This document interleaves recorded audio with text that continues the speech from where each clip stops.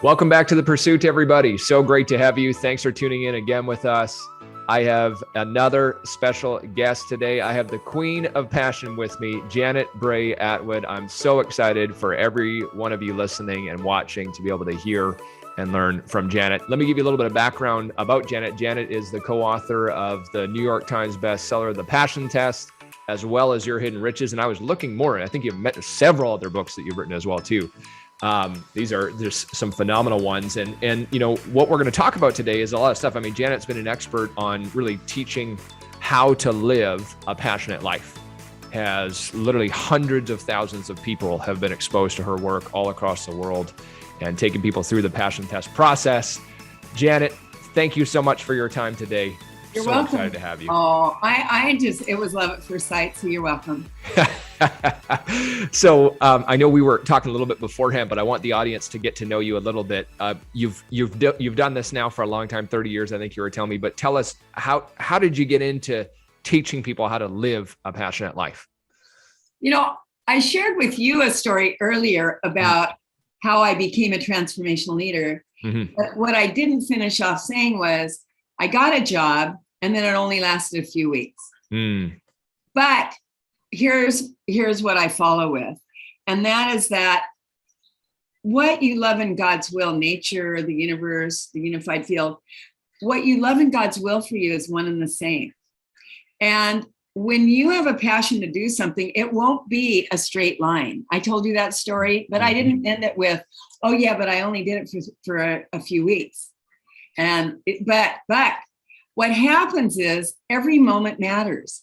Every moment matters. Every single moment that we're living is a setup for what we're here to really do in terms of our purpose here on this planet.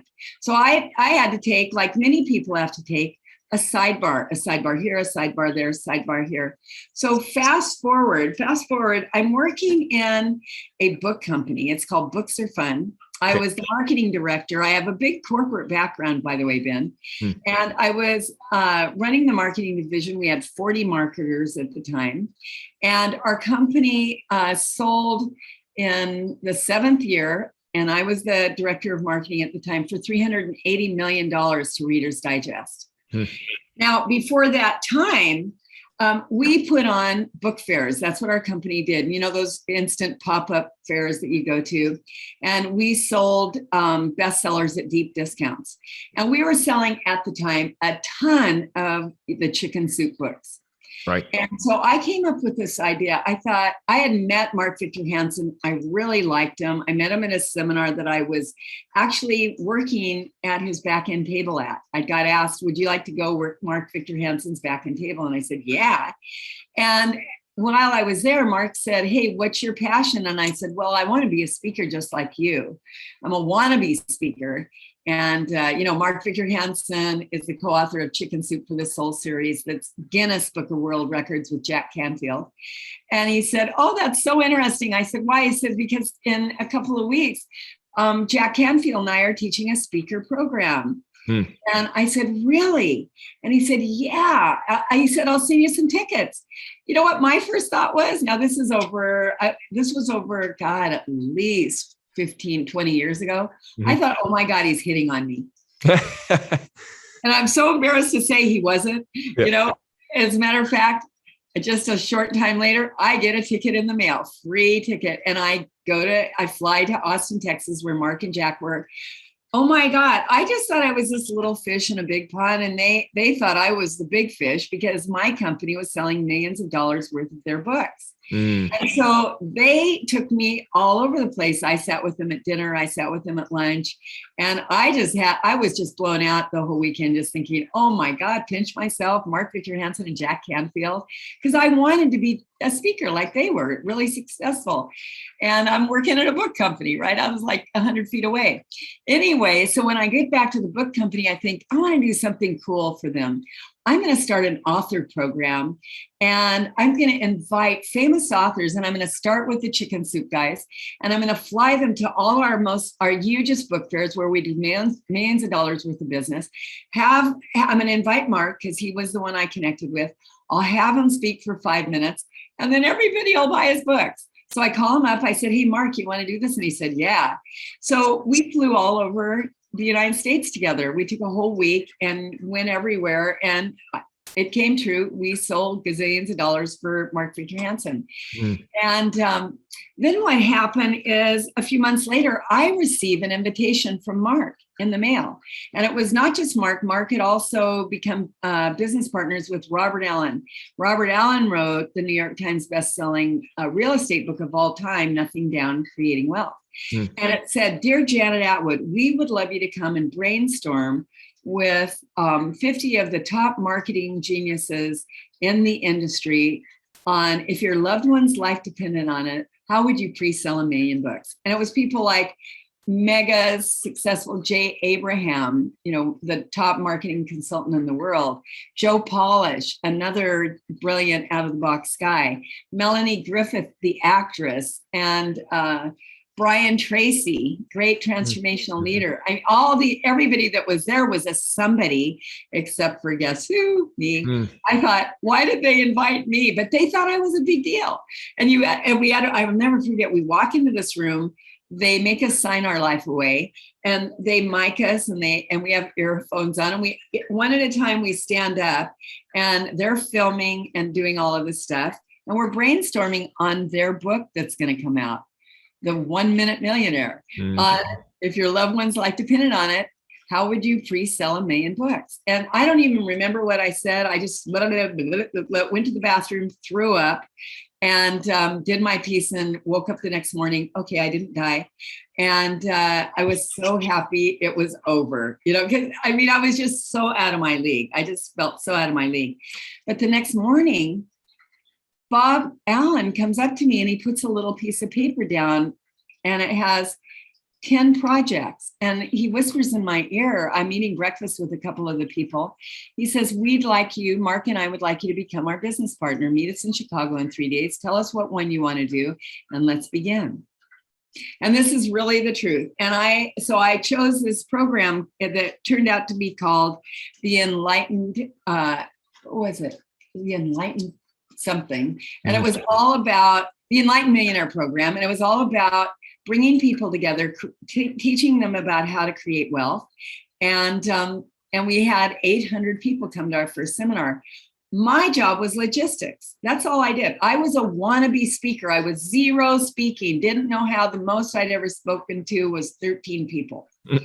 And the first day of the seminar was coming up. And I was really nervous because it was so many different logistics things. And the day before the seminar, Mark and Bob come into my office and they said, we can't be there the first 2 hours tomorrow. I said, what do you mean you can't be there the first 2 hours? We don't have a speaker who's going to speak. You asked me, how did I get started? They said, you're going to speak. Wow. And I said, I'm going to speak. I'm not a speaker. I'm a wannabe speaker. They said, no, you're going to speak, because they knew that's what I dreamed about. They knew that's what I wanted to do. And they walk out the door laughing. And I mean, true story. And I call my business partner up at the time, Chris Attwood, and I said, Chris, help. And I tell him what happened. He goes, Janet, remember that little test you created for yourself you called it something like the passion test? I said, yeah. He said, give that. I said, but Chris, I haven't made it into a talk. He said, well, I'll come over. We'll work on it. We were up all night long. And the next day I walked out on the scariest stage of my life. And for the next 2 hours, I don't remember. I honestly don't remember. I just did it. Yeah. And at the end, all of a sudden, everybody gets up from their seat and gives me a standing ovation. And I am like, hello, you're kidding me. And that was it. That was the birth of my speaking. That was the birth of what is now known all over the world of the passion test. That was the real birth. Yeah. And now it's now it's just this mega big deal that, that people are doing all over the world. So everybody listening, I want you to know there's a moral to the story. You're not responsible for the how. Only responsible for the what. I never lost sight of the fact that what I wanted, my passion, my number one passion, and I was doing everything I can to get as close to it as I could, was to be a transformational leader, was to share knowledge that mattered. And no matter what happens in your life, if you set the intention and you know without a doubt that's what you love to do, then nature will open the doors and open the doors and open the doors. And your job is not, how is it going to happen? That's God, nature, higher power's job. Your job is just keep your attention on what you choose to create, and then follow, have the courage, follow the steps. And it's going to be scary. I was scared to death. I mean, how many times did I throw up before I gave a talk? I can't even tell you. But the good news, it kept my weight down. No, that's okay. That's not funny. Just not funny. All right, bad girl. Anyway, that was it. That was the real start. Wow, what a story! That's amazing, and I think that's so cool when you hear kind of someone that's done that, where you knew what you wanted to do. It gets thrown at you. And I love what you said is, you don't need to know the how, just follow the steps, but have the courage to follow the steps. Have the courage. And I wonder how many times in life where we get thrown kind of those breadcrumbs from the universe, for lack of a better term, but maybe we turn a blind eye to it. Right. Yeah, we cave. We go, oh my God, I'm not ready. But if nature throws it at you, guess what? You're ready enough. And you know what, Ben? You'll never feel like you're ready. You never feel like you know enough. No transformational leader I know feels like they know enough. And everyone I know, a lot of them still get a little nervous before they come on, because every one of us want to give our maximum. Yeah. Yeah. Yeah. So I want to hear your definition, because I certainly have an idea in mind, but I want you to describe, tell us, what is a passionate life? I think we all know it when we see it, but how would you describe it? Well, I describe it way differently than everybody else describes it. I used to say passion is about when you get out of bed in the morning, yay, and that's it, and you just go for it, and you're not looking at the clock, and all that is true. But really, living a passionate life isn't personal. It's not personal. And as I was explaining to you earlier, before this wonderful interview started, was that all of us are part and parcel of what science calls a unified field. And we each have a very specific role to play. And it's actually our birthright. It's our birthright, and it's our duty. I call it our duty to figure out and get quiet and get clear on what is it that matters most to you. Because you see, the universe doesn't play tricks. It's not a mistake that you love what you love.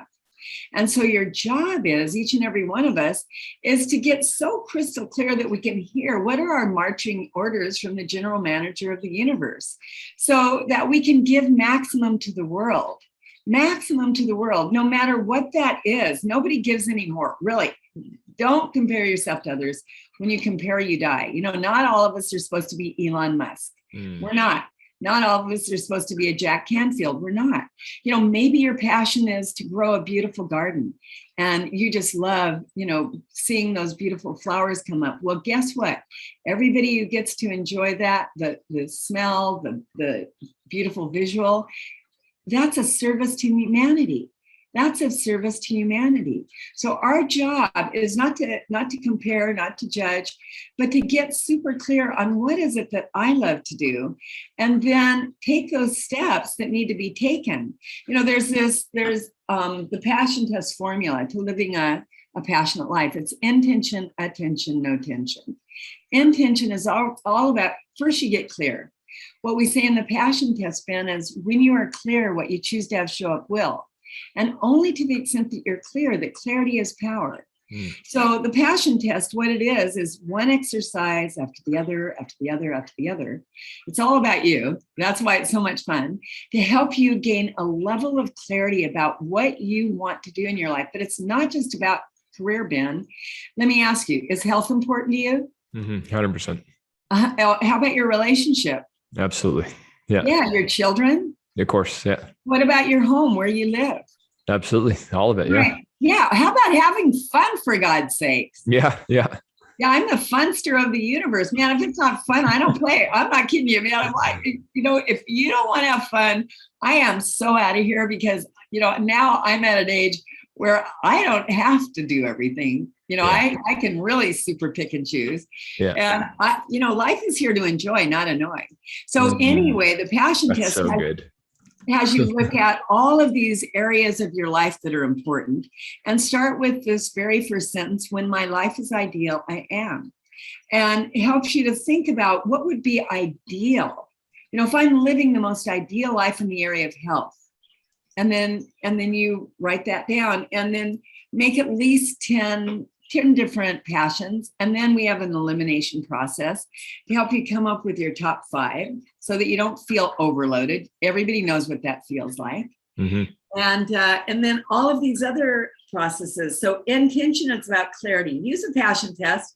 Why not? It's the number 1 tool in the world. Mm-hmm. So that's the first step. Intention, getting clear on what it is you choose to create.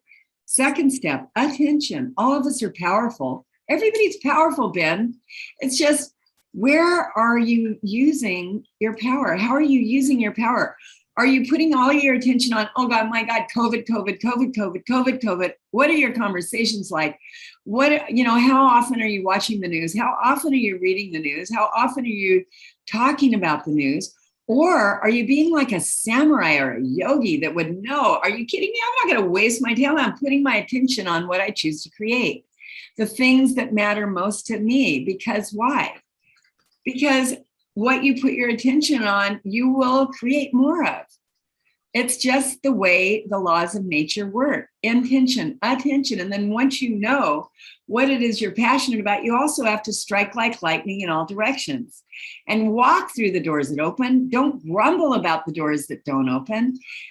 Don't worry, enough will open, and just go for it with all your might and just rock and roll. And then once you've done everything you know to do, the last step of the formula: intention, attention, no tension. Last step is, once you've done everything, don't like force it. Just surrender, let go. Say this is something better. And you gotta let space for the universe, nature, higher power to start to create synchronicity. And that's a sweet spot. That's when the people, the places, the things start to show up. So this is a system, the acronym for system: save yourself time, energy, and money. So if you want to live a passionate life and be of greatest service to humanity, then get clear on the things that matter most to you so that you can, live a life that is worthy of not only you, but everyone around you, because who you're being speaks so loudly. And if you're unhappy and if you're complaining about your life and you feel your job sucks and you're going to work every Monday and you just think, God, I can't keep doing this, everybody's affected by you.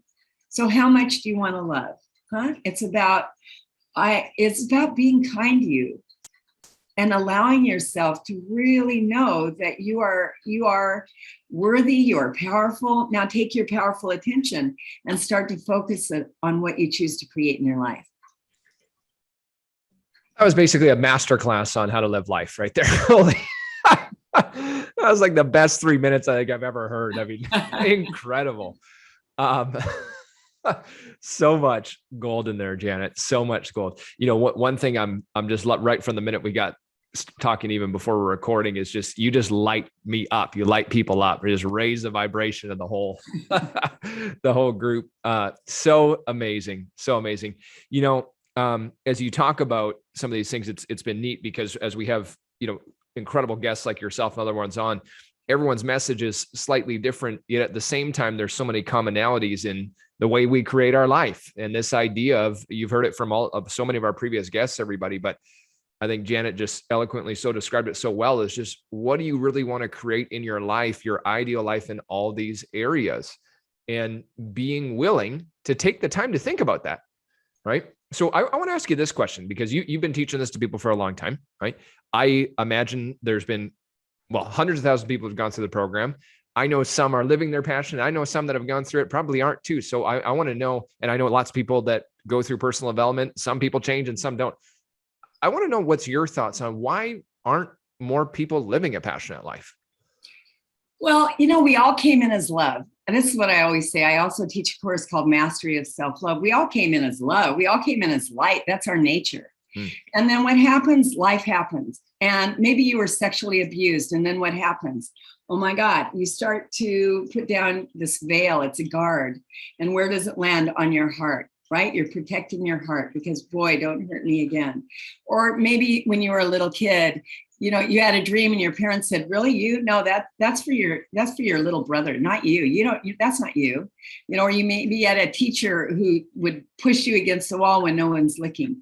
All of these different experiences. Maybe you lost a parent, got in a car accident, you know, lost someone close to you that died.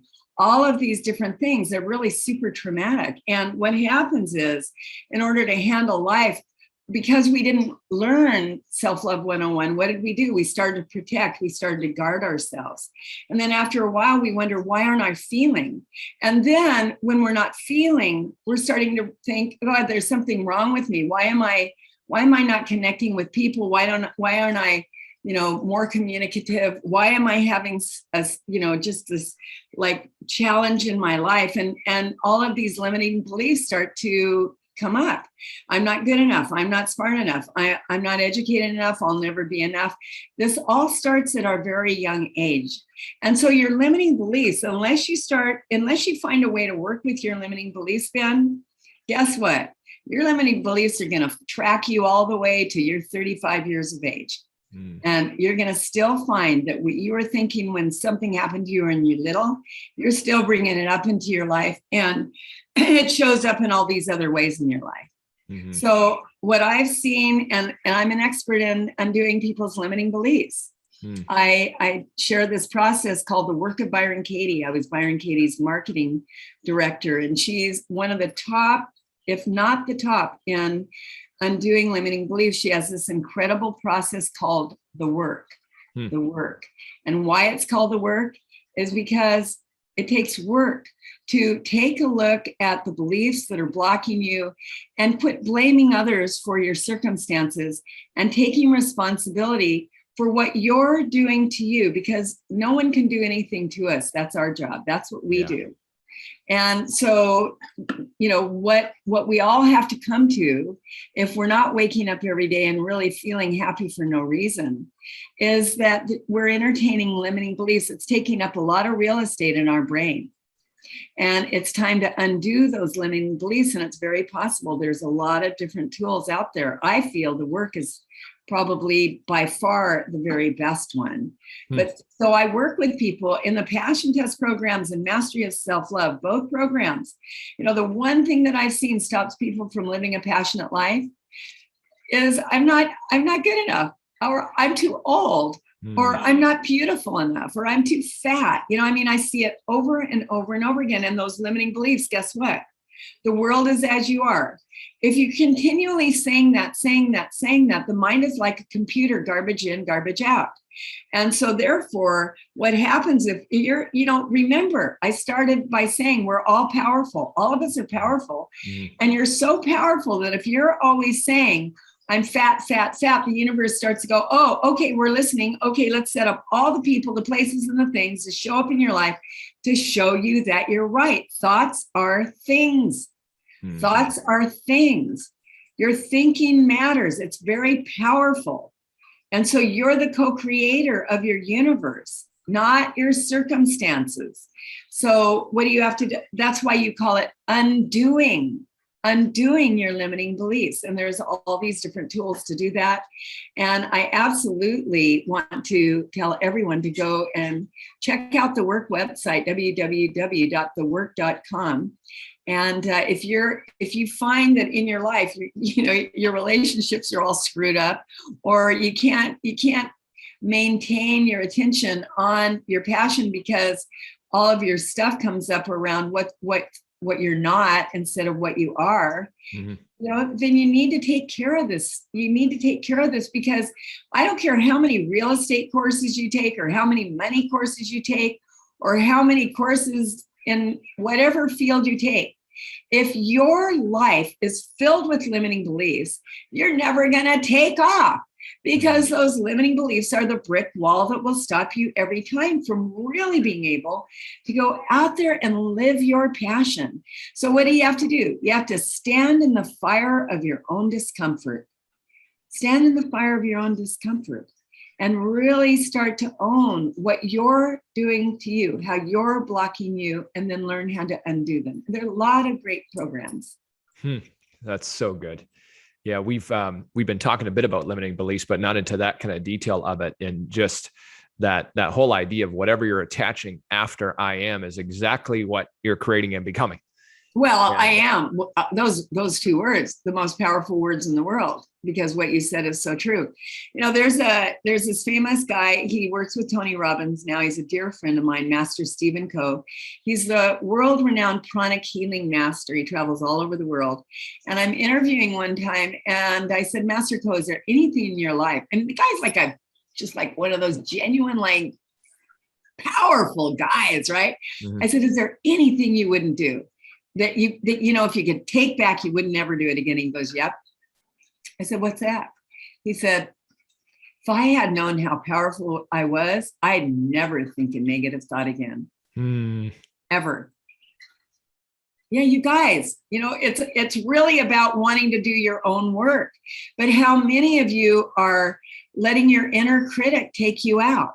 That inner critic is that quiet, deadly voice that, when you're walking by a mirror, what do you say? Oh, God, you ugly thing, or oh, God, you're too big, or when are you going to get in shape? If people could read some of the minds, it would be terrorism at the highest, right? The highest form of terrorism is what we do to ourselves. Right. So the thing is, I have this whole program in my mastery of self-love, taking a look at what is your inner critic, what is your most dominant inner critic, and then let's find your self-love mantra. And self-love, since none of us went to self-love 101 school when we were little, we have to go back. We have to go backwards, and we have to take a look. What is our inner critic? Okay. If we really came in here as light and love, then the inner critic is a lie.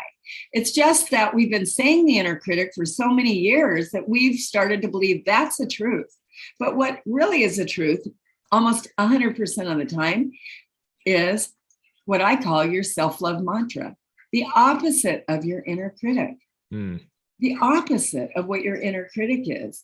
But you see, when you keep telling yourself, or you tell someone else what they're like, and you tell them enough times, they start to believe it, and you start to believe it, and everybody starts to believe it. But now you have to undo that. It's time to undo that. And how do I know? If you're listening to Ben's calls, then you're looking for something. And the first thing that you need to look at is, how do you treat you? How are you treating you? Because as you treat you, you treat everyone. Yeah. How you treat you, you treat everyone. There's no one out there. Everyone is just a reflection of your own inner thoughts, of your own thoughts. If you want to know how you treat yourself, then watch how you treat others. Watch what comes out of your mouth when you're being impatient with your kids. That's how you treat you. And so you're always going to treat others like you treat yourself. So all you have to do is wind it back down, come back home to you, and start being kind to you, knowing, and Ben, I think this is the most important thing everyone can learn, is that there are no mistakes, that you can't make a mistake, that everything that happened to you up until now had to happen. How do you know it happened? End of story. Otherwise, we have a weird, mean God. How do you know it was there to serve you? Well, I'm interviewing Tony Robbins one year, and Tony says, Janet, don't you feel it's really true that the hardest things in our lives that happen to us are the best things later? That was called a reframe. How do you find the best of it later for you? You reframe it, because every moment is happening for you, not to you. Yeah. And this is what all of us have to come to if we want to really be in our power and really be of service to humanity. And all you have to do is start saying to yourself, when you think you made a mistake, there are no mistakes. There are no mistakes. How do I know that had to happen? Well, did it? Yeah. You're not the general manager of the universe. You're not the doer. You're being done to. You can't control anything. So namaste. No mistake. This is really true. There are no mistakes. And so to really start to understand that, you can take out a lot of guilt off yourself, a lot of shame, a lot of stuff that is keeping you from being able to love yourself, so that you can open to yourself, so that you can open to others. Amazing. So amazing. Yeah. I remember hearing years ago, reading actually, and it was this idea of just where you said, where you're treating yourself in that inner critic. But if you had a friend that talked to yourself the way you did and broke promises and treated yourself the way that you did, would you ever want that person around? Well, I always like to use the analogy. I mean, if your baby made a mistake, would you take the baby by the leg and then throw it against the wall? That's what you do to you every time you make a mistake, right? You take the leg and you throw yourself against the wall. Well, but how would you treat a baby? Yeah. All of us have that same inner tenderness. All of us. And we probably blocked it a lot with a lot of layers. So we think, no, I'm tough. But nobody I've ever met that's really true is tough.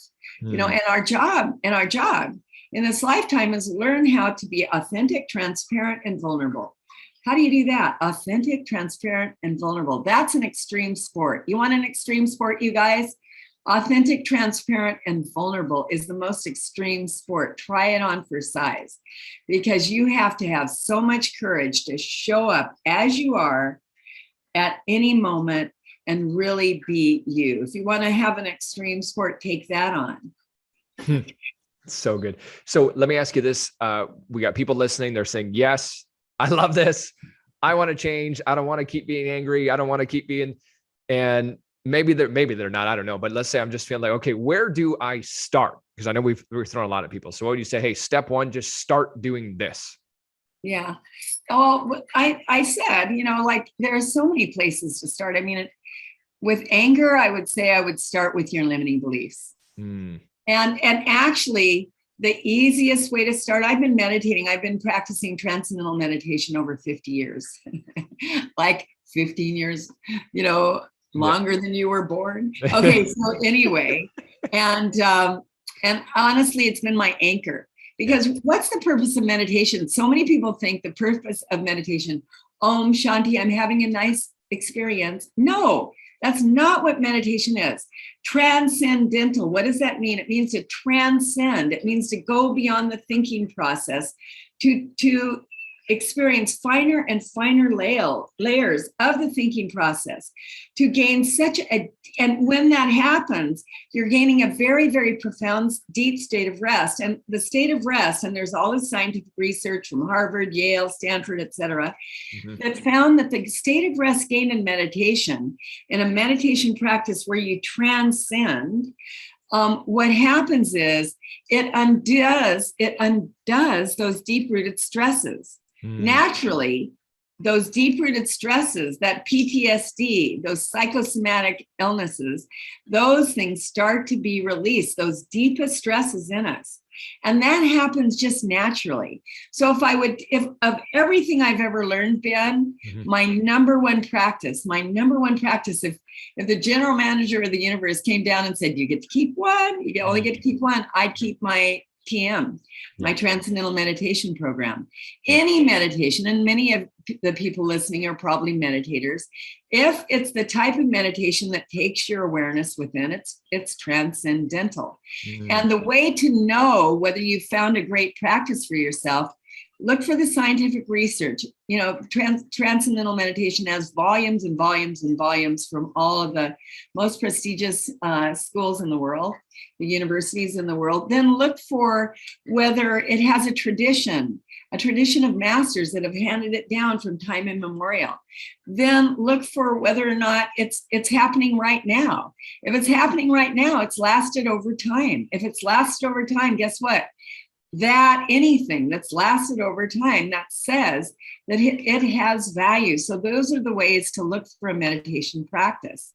And truly, Ben, would you take your car and would you drive it all over the universe without getting a tune-up?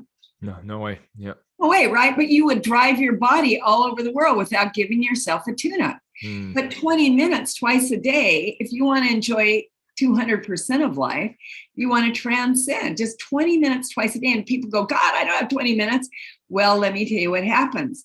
When you meditate for 20 minutes, what happens is the mind becomes so coherent because you're throwing off all this stress. Stress is the thing that makes you like busy in the mind, noisy. When you start undoing those stresses, you start to have more clarity. So it's do the job, see the job, and stay out of the misery. It's the do less, accomplish more path.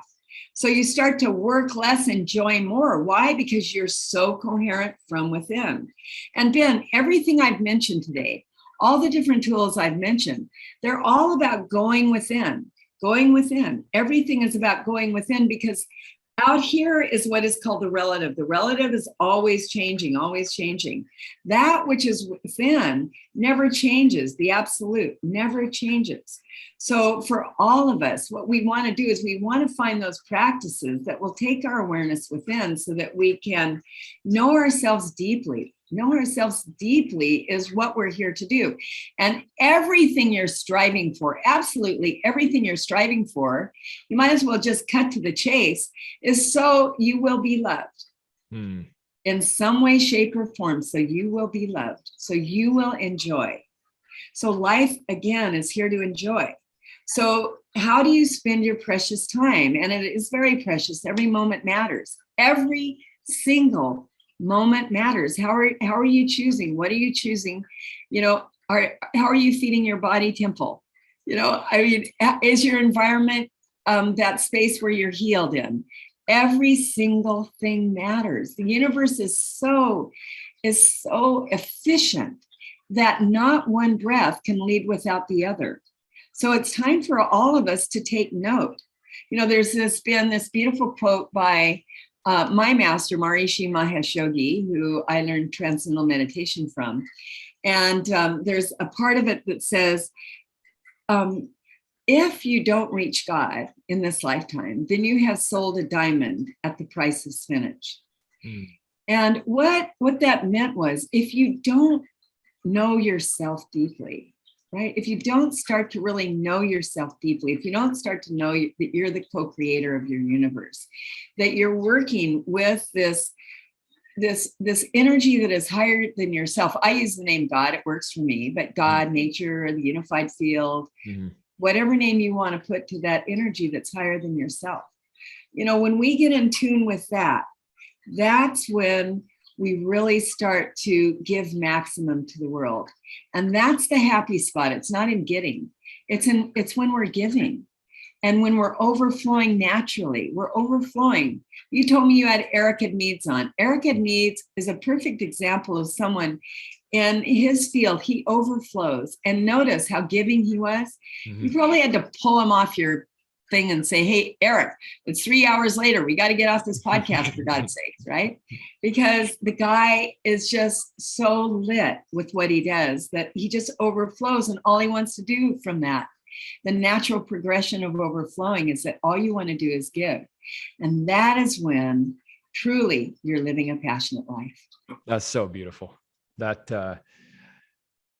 I can't wait for this episode to come out so I can listen to it over and over. I mean, it's just so good. And, it's funny, the other day I was teaching our part of our team, and I was talking about, if there was one thing in my life, exactly what you said, but one thing, if we just keep doing this is the biggest ever meditation, hands down.